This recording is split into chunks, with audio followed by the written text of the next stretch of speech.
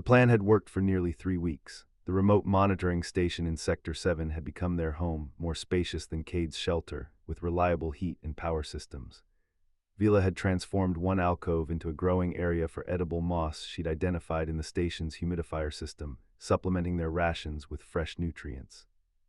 Cade arrived one evening to find Elio crawling energetically across the floor, his movements more coordinated each day.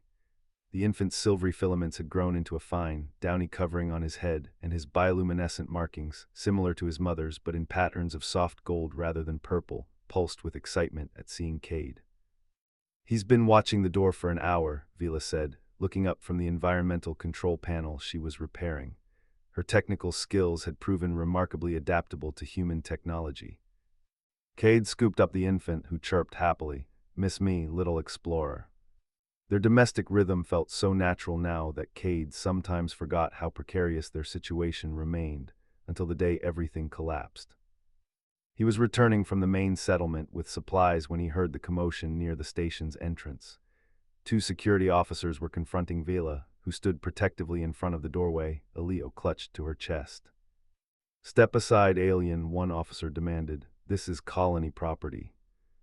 "There's been a misunderstanding," Vila said, her voice steady despite her obvious fear. "I'm here with authorization." "No Murexi are authorized for this sector," the second officer said, reaching for her restraint cuffs. "You're coming with us for processing."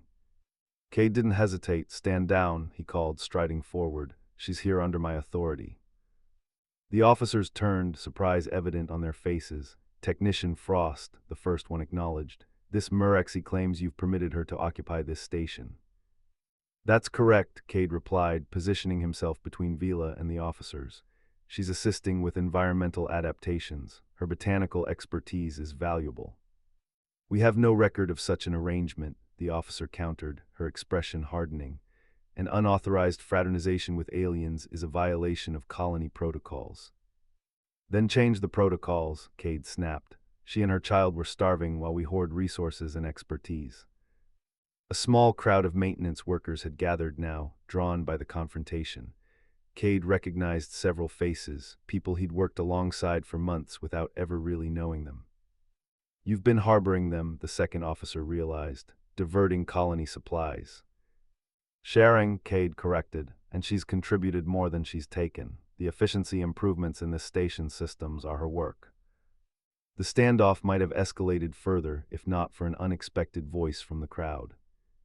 "He's right," a weathered technician named Marlowe stepped forward. "I've seen the modifications. Power consumption is down 15% since he took over the station." Another worker nodded. "The air quality readings have improved too." The first officer looked uncertain now. "Regardless, this needs to be reported to Director Hammond. All of you return to your duties. Frost, you and the alien will come with us." The journey back to the main colony compound was tense. Vila remained close to Cade, Elio bundled against her chest, his little face hidden from the curious and often hostile stares they received as they were escorted through the settlement. Director Hammond was a stern woman whose leadership had kept the colony functioning through several crises. She listened to the security report without interruption, then dismissed everyone except Cade and Vila. "Do you understand what you've done, Technician Frost?" she asked when they were alone.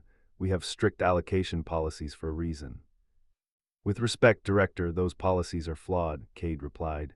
"The Murexi have skills we need. Vila has already improved system efficiency at the outpost." "That's not for you to decide." Hammond studied Vila and the child. "Our colony's survival hangs by a thread. Every resource diverted could mean the difference between life and death for our people." "Are they not people too?" Cade challenged, gesturing to Vila and Elio. Hammond's expression hardened. "The alien female and her offspring will be returned to the designated refugee area. You, Technician Frost, are suspended pending a full disciplinary review." Director, Vila spoke for the first time, her voice calm despite the circumstances. "The refugee area has no adequate shelter for infants. Without proper protection, Elio will not survive the coming cold cycle." "That is not my concern." "It should be everyone's concern," Cade said quietly. "What kind of colony are we building if we let children die at our doorstep?" Hammond's eyes narrowed. "You have until morning to deliver them to the refugee area. After that, if you're found harboring aliens, the consequences will be severe. Dismissed." As they left the administrative building, Vila's composure finally broke. "She's condemned us," she whispered, clutching Elio tighter. "The refugee area has no functioning heaters, no medical supplies." Cade took her free hand, ignoring the disapproving glances of passing colonists. "I won't let that happen," he promised, though he had no idea how he would keep that vow. "We'll find another way." That night, as they huddled in Cade's original shelter, the only place they could go, he held Vila and Elio close, feeling the infant's warm weight between them, listening to Vila's stories of her homeworld's crystal forests and singing seas.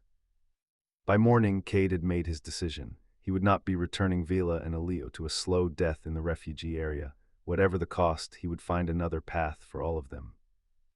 Dawn broke with Frostfall's characteristic muted glow, the distant sun barely penetrating the perpetual cloud cover. Cade had been awake for hours, finalizing his plan with a small group gathered in his shelter. Marlowe, the weathered technician who had spoken up earlier, nodded as Cade outlined the final details. "It's risky," she said, "but I'm in. Hammond's policies have gone unchallenged for too long." Beside her, 3 other colonists, a doctor, an agricultural specialist, and a security officer who had quietly disagreed with the treatment of refugees, voiced their agreement. "What if it fails?" Vila asked, her expression grave as she prepared a nutrient solution for Elio. "Then we've given Frostfall its name twice over," Cade replied with grim humor, "but it won't fail. Not everyone in the colony shares Hammond's view." The plan was simultaneously simple and audacious. They would establish an integrated work program between humans and Muraxi, demonstrating the benefits of cooperation in ways too substantial to ignore. While Hammond could dismiss one technician's claims, she couldn't ignore improved colony-wide results. By midday, they had set their plan in motion. Dr. Eliza Chen began treating Muraxi children in her clinic, documenting their distinctive medical needs and responses. Agricultural specialist Tomas Rodriguez invited several Muraxi with botanical backgrounds to consult on the struggling hydroponic systems.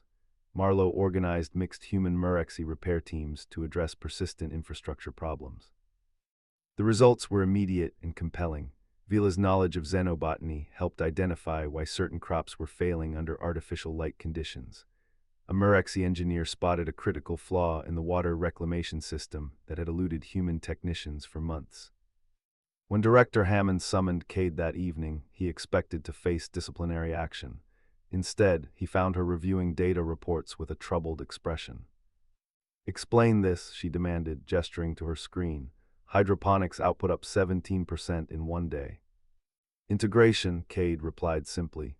"Muraxi botanical knowledge combined with our technology. And the water reclamation improvements, the medical breakthroughs." "The same, Director, we've been ignoring a valuable resource, people with different knowledge, different perspectives." Hammond's jaw tightened. "You've deliberately undermined my authority."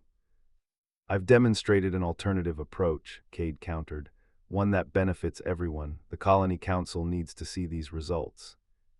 The emergency council meeting that followed was tense but productive. Data didn't lie, and the improvements were undeniable.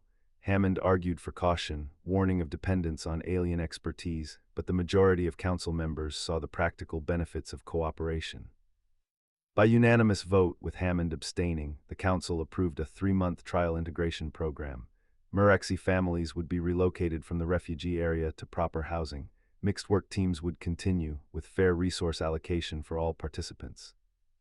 As the meeting concluded, Hammond approached Cade. "I still believe you overstepped," she said stiffly. "But the results speak for themselves. This colony exists to ensure human survival, but perhaps that doesn't have to come at the expense of others." It was as close to approval as Cade would get, and he accepted it with a nod. 3 days later, Vila and Elio moved into proper quarters, a small compartment adjacent to Cade's in the residential section. As integration progressed, the initial wariness between species began to thaw. Humans and Muraxi worked together on construction projects, shared meals in the communal areas, and even organized joint recreation activities. 6 weeks into the program, Cade and Vila stood at the observation dome, watching Elio play with a human child, the daughter of Dr. Chen. The children seemed oblivious to their differences, fascinated instead by each other's unique features. "Look at them," Vila said softly. "No concept of alien or human, just another child to play with." Cade slipped his arm around her waist, drawing her close. "They're the future of this colony," he said, "maybe of both our species." Speaking of future, Vila turned to face him, her luminescent markings pulsing with what he now recognized as nervous excitement. There's something I need to tell you. She guided his hand to her abdomen. Murexi and humans are genetically compatible, though it's extremely rare for conception to occur naturally. Cade's eyes widened as understanding dawned. You mean? Yes, she whispered. The medical scans confirmed it yesterday. Dr. Chen says the embryo appears healthy, a perfect genetic blend. Outside the dome, Frostfall's endless winter continued, the wind sculpting fantastic shapes in the ice and snow. But inside the colony, something unprecedented was growing, not just a new life bridging two species, but a new understanding of what it meant to be people, regardless of origin. That night, as they lay together watching Elio sleep peacefully, his luminescent markings glowing softly in the darkness, Cade reflected on the strange path that had led him here. A failed robbery, a child's cry in the wilderness, and a choice to see beyond differences, all culminating in something neither humans nor Murexi could have achieved alone. Do you ever regret it? Vila asked, seeming to sense his thoughts, taking us in that day. Cade brushed his fingers over the subtle swell of her abdomen, marveling at the miracle growing within. It was the first right thing I'd done in a long time, he replied. How could I regret that? Outside, the storm winds of Frostfall continued their eternal howl, but they no longer sounded threatening. Instead, Cade heard in them a wild harmony, different notes blending into something stronger and more beautiful than either could achieve alone.